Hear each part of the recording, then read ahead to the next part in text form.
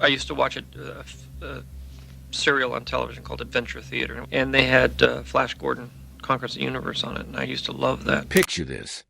You're watching a movie where the main character saved the universe, and suddenly you realize that almost everything you're seeing was created by accident, born from desperate decisions, and filled with secrets that Hollywood tried to hide for decades. Well, that's exactly what happened with Flash Gordon, and today I'm going to blow your mind with the weirdest, most unbelievable stories behind this legendary space hero that you've probably never heard before. What if I told you that Flash Gordon almost never existed? What if I told you that the famous theme song we all know and love was written in just 10 minutes? And what if I revealed that one of the most expensive movie flops in history actually saved an entire franchise? Stick around, because these stories are so wild, you won't believe they're true. Let's start with something that will make you question everything you know about Flash Gordon. The character wasn't supposed to be named Flash Gordon at all. Back in 1934, when comic strip creator Alex Raymond first dreamed up the space-traveling hero, he wanted to call him Flash Burns. Can you imagine? Flash Burns flying through space, fighting Ming the Merciless? It sounds more like a cooking accident than a superhero adventure. But here's where it gets really weird. The name Gordon came from a completely random source. Raymond was sitting in his office, struggling with what to call his new character, when he looked out his window and saw a sign for Gordon's Gin. That's right, one of the most famous science fiction heroes of all time got his last name from an alcohol advertisement. If Raymond had been looking in a different direction, we might have been cheering for Flash McDonald's or Flash Coca-Cola instead. The strange naming coincidences don't stop there. Ming the Merciless, Flash's greatest enemy, got his name in an equally bizarre way. Raymond wanted a villain name that sounded both exotic and threatening. He was flipping through a Chinese restaurant menu when he saw the word Ming listed as part of a dish name. Within seconds, he decided that would be perfect for his evil emperor. So, basically, Flash Gordon's most dangerous enemy was named after someone's dinner order. Now, let me tell you about the most expensive mistake in movie history that accidentally created a masterpiece. When producer Dino De Laurentiis decided to make a Flash Gordon movie in 1980, he had no idea he was about to create one of the most wonderfully weird films ever made.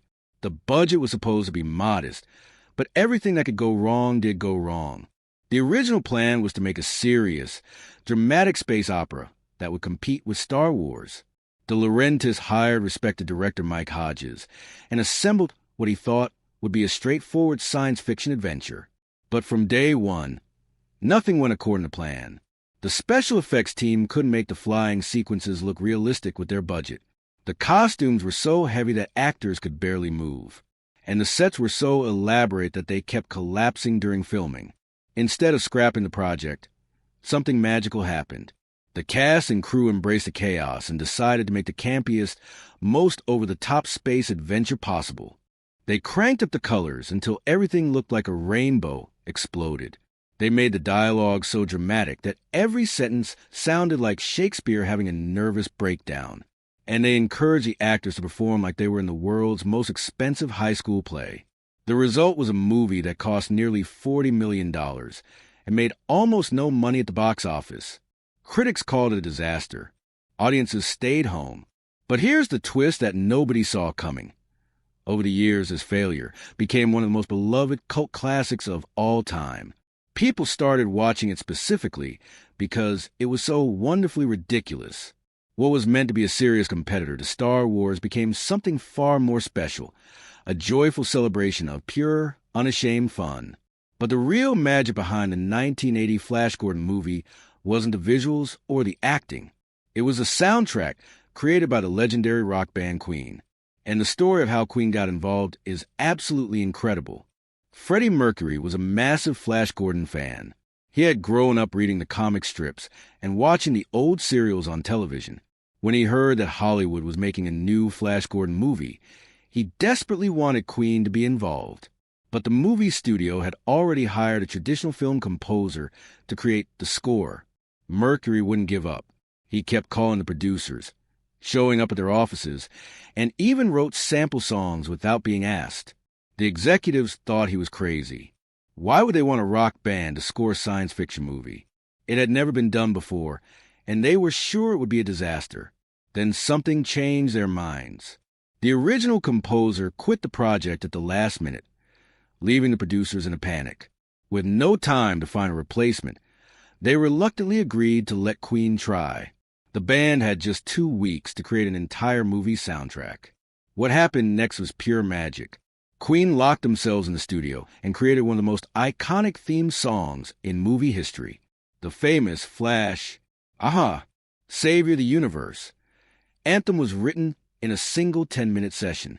Mercury heard the melody in his head, sang it into a recorder, and the band immediately knew they had something special. But here's the part that will blow your mind.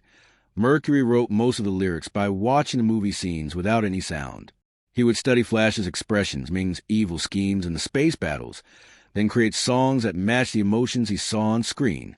It was like composing music for a silent film, except the film wasn't actually silent. The Queen soundtrack turned the 1980 Flash Gordon movie into something completely unique.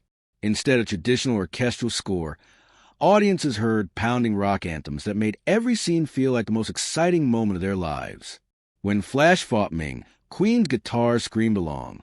When Flash kissed Dale Arden, the music swelled with romantic power. It was unlike anything anyone had ever experienced in a movie theater. Now, let's talk about the actors, because the casting of Flash Gordon involves some of the weirdest decisions and strangest coincidences in Hollywood history. The role of Flash was originally offered to Kurt Russell, who turned it down to make Escape from New York instead. Then it was offered to Arnold Schwarzenegger, who said no because he didn't want to play a blonde American hero. Finally, it went to Sam Jones, a relatively unknown actor who got the part for the most ridiculous reason imaginable. Sam Jones was chosen to play Flash Gordon because he looked good in tight pants. That's it. That's literally the main reason. The casting director saw him at an audition, noticed how the costume fit him, and decided he was perfect for the role. Jones had very little acting experience and had never done a major film before, but he looked like a comic book hero come to life, and in the world of Flash Gordon, that was apparently enough. The casting of Ming the Merciless was even weirder. The producers wanted an actor who could look both terrifying and ridiculous at the same time. They auditioned dozens of serious dramatic actors, but none of them could capture the right balance of menace and absurdity. Then Max von Sydow walked into the audition room.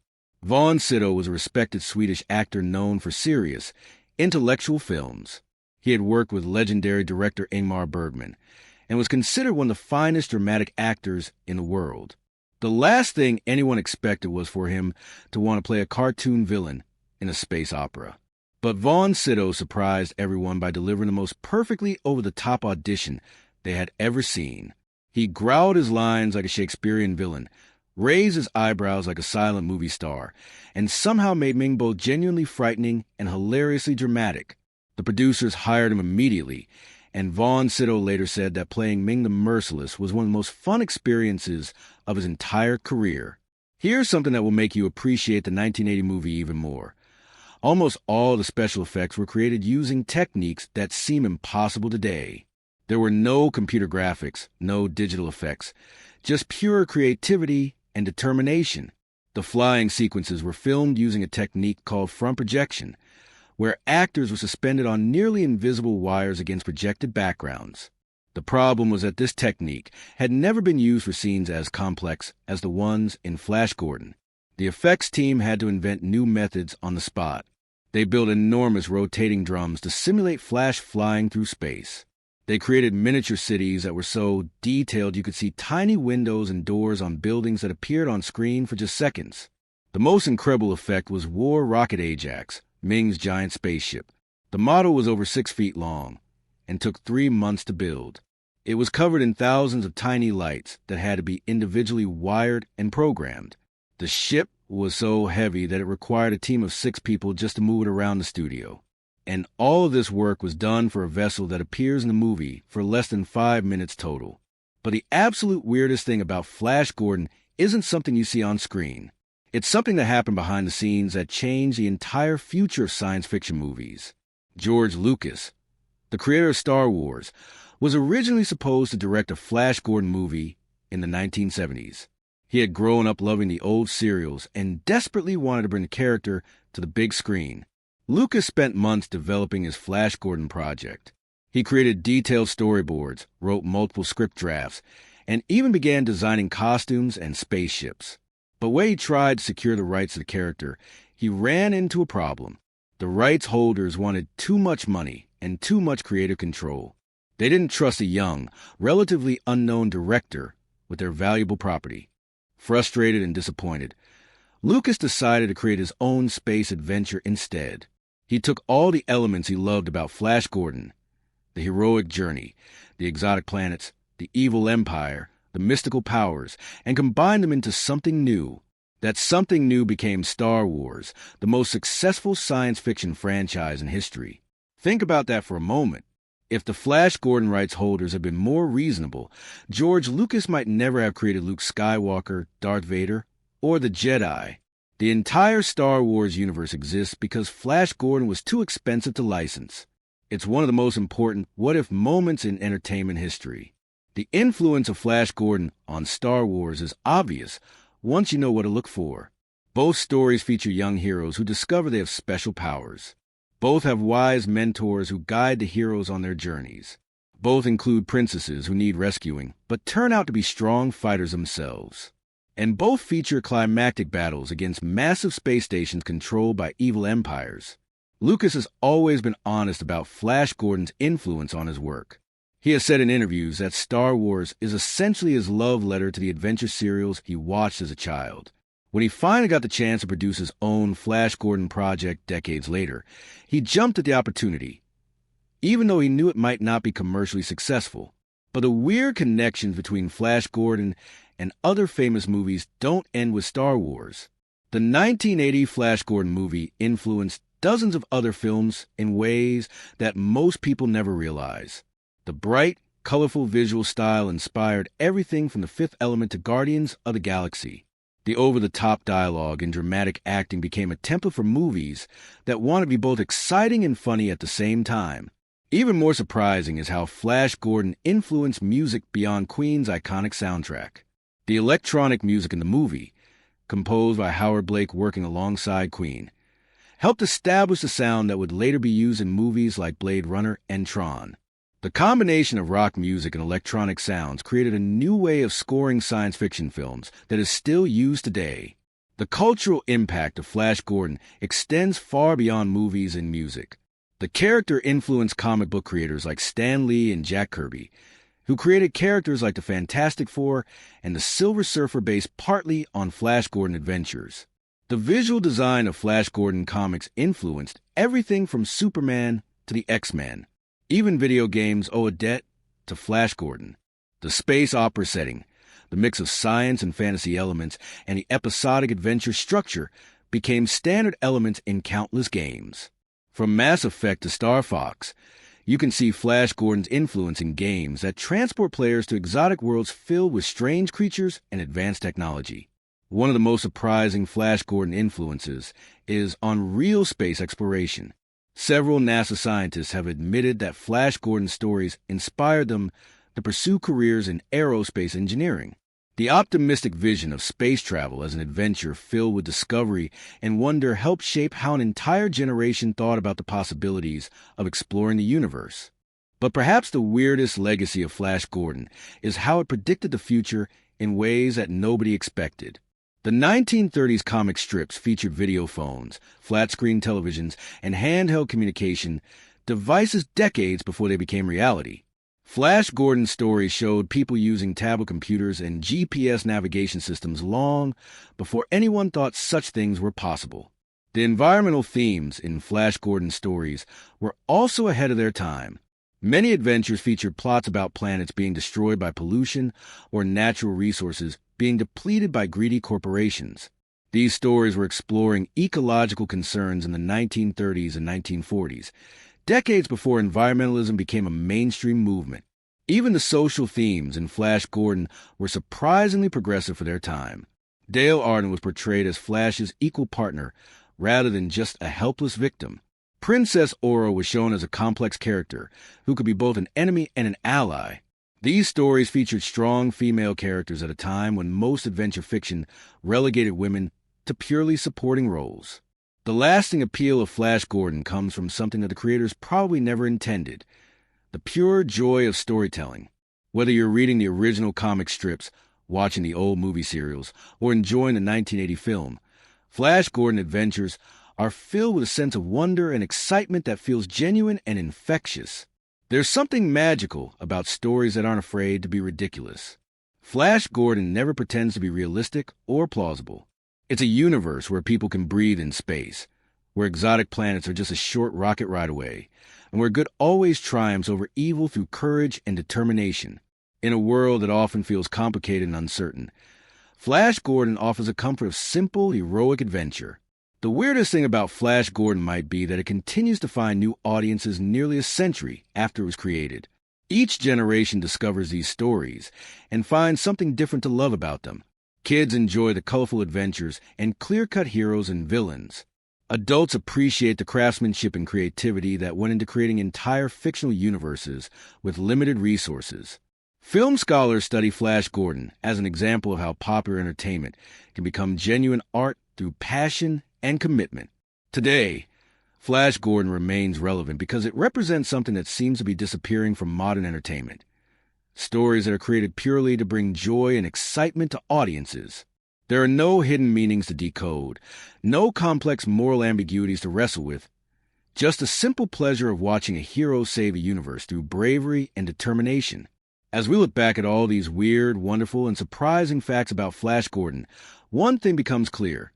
The best stories are often the ones that happen by accident, created by people who are just trying to entertain themselves and their audiences.